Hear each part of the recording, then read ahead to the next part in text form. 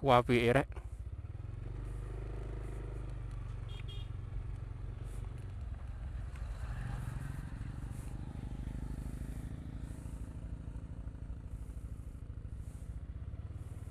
Next time aja nang Bromo.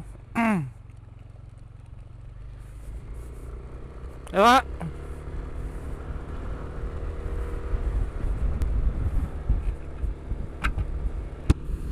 Halo deh, kembali lagi bersama saya Mas Bonong. Dan di video kali ini saya sedang OTW dari Malang menuju Lumajang lewat Ranupane, jalur favorit. Ya ini jalurnya keren banget sih. Dan bisa dikatakan jalur ini tuh kayak jalur alternatif yang memiliki view yang bagus dan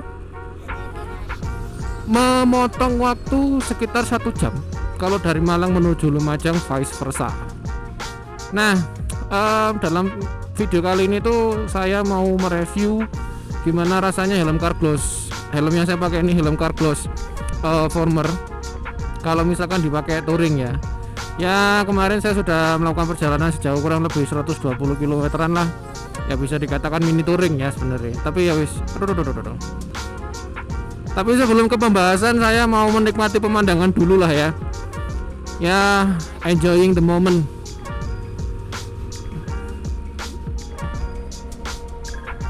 Wah keren sumpah. Wih.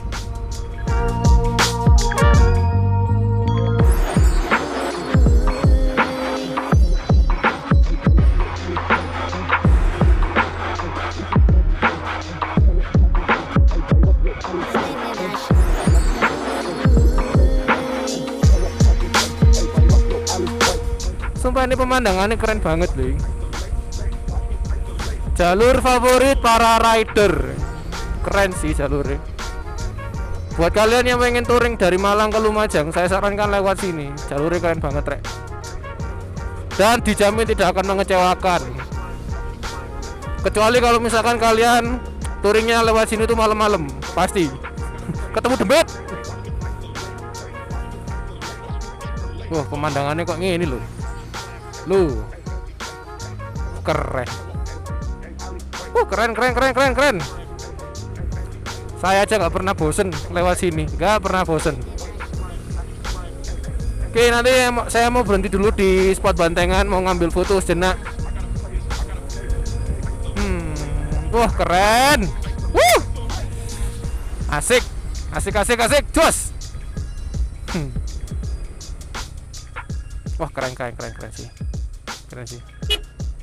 Wah,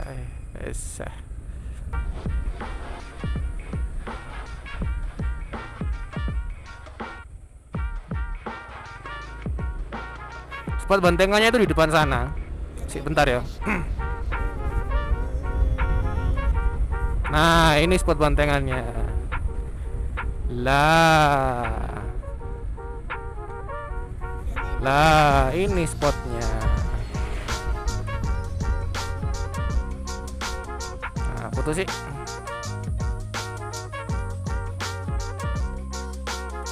Aduh.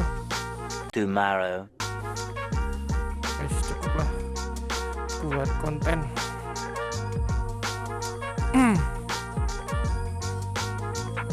Sini kamu.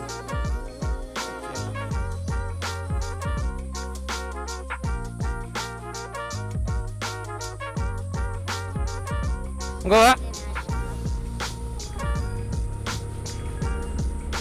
Tadi habis makan pop mie, jadi kalau mau makan bakso bahasanya itu kewareken wisan. Dan di video kali ini seperti yang saya katakan tadi, saya mau mereview helm Carglass Former kalau misalkan dipakai touring itu bagaimana rasanya. Nah,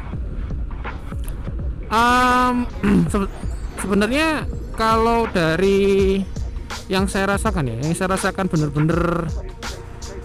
saya rasakan dari helm Carglass ini kalau dipakai touring itu pertama first impression saya itu enteng. Terus dia apa ya istilahnya itu ya, view yang dari dalam itu cukup luas, jadi agak dari kanan ke kiri itu dibandingkan dengan helm KYTR 10 yang saya punya itu jauh lebih luas ini. Cuman kalau dari bagian bawahnya ini saya tidak seluas atau tidak seleluasa helm KYTR 10 karena ininya apa namanya dagunya helm Carglass Formel ini bukan terlalu maju, lebih maju daripada KYT R10. Dan itulah kenapa kalau misalkan pas saya pakai helm ini ngelihat speedometer itu saya harus kayak dingkluk gitu loh, saya harus nunduk sedikit gitu. Terus itu yang pertama, yang ketiga ini yang saya rasakan adalah helm ini tuh visornya, karena visornya yang ada di helm ini tuh ternyata dia memang nggak flat ya, jadi semi flat gitu. Awal pertama kali saya pakai ini agak pusing, jadi butuh penyesuaian. Karena sebelumnya helm KYT R10 saya itu flat visor, jadi ketika saya lihat itu nggak terlalu pusing lah, enak gitu. Nah ini kalau ketika saya pakai helm Former ini dengan visornya semi flat, saya pusing. Tapi sekarang sudah fine aja sih, kayak butuh penyesuaian aja gitu. Terus yang saya rasakan lagi helm ini tuh, oh ya, dari visornya ini dia nggak ada leveling. Sebenarnya leveling dalam leveling helm itu enak sih sebenarnya. Jadi kita bisa menyesuaikan, mau buka sedikit, mau buka separuh atau mau buka full, itu jauh lebih enak. Tapi ini nggak ada levelingnya, jadi cuma satu level gitu, jadi langsung naik ke atas. Tapi kalau misalkan dibuka separuh bisa apa enggak? Bisa. Cuman khawatirnya nanti kalau misalkan kita terlalu sering buka tutup visor ini, nanti sistem penguncian yang ada di capnya ini nanti akan kendor. Ya lebih kayak nanti kalau bahasanya itu oblak lah gitu ya. Dan juga helm ini tuh single visor, yang helm Former Carglass Formel ini dia single visor, dia nggak ada double visor. Kecuali kalau misalkan kita mau beli helm yang MTX, nah itu dia double visor, atau sejenisnya kayak Zircon gitu, dia double visor. Nah ini enggak, dia cuma single visor aja. Terus selain itu helm ini karena mempunyai dua ventilasi ya, depan sama belakang aja.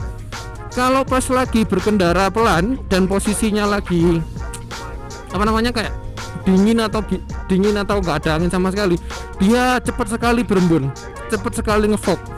Ya ini kayak semacam drawback lah ya, kekurangan dari helm ini itu sih, gampang ngefog gitu. Ya kalau misalkan pengen dipasang kayak kaca film supaya nggak ngefog sih sebenarnya bisa aja ya, tapi nggak tahu ada yang jual apa enggak. Terus apa lagi yang mau saya bahas? Oke. Terus dari karakter shell helmnya ini ya. Kalau shell helmnya ini kalau shellnya ini kan memang universal, maksudnya all size lah ya, gak ada yang shell yang L atau XL. Mungkin kalau busanya bisa ada yang L, ada yang XL. Nah ini yang saya rasakan, ternyata shellnya ini untuk kepala saya terlalu kecil. Aduh, jadi kayak kepala saya itu bener-bener digempit gitu loh, bener-bener kayak digerus gitu. Terus pokok kecepet lah helm saya, kepala saya ini. Apa ya? Menurut saya tuh ya kalau misalkan ada lebih besar lagi sih lebih enak, tapi balik lagi ada harga ada rupa. Ini harganya 450 ribuan. Jadi kita nggak bisa menuntut banyak lah untuk helm yang harganya semurah itu gitu.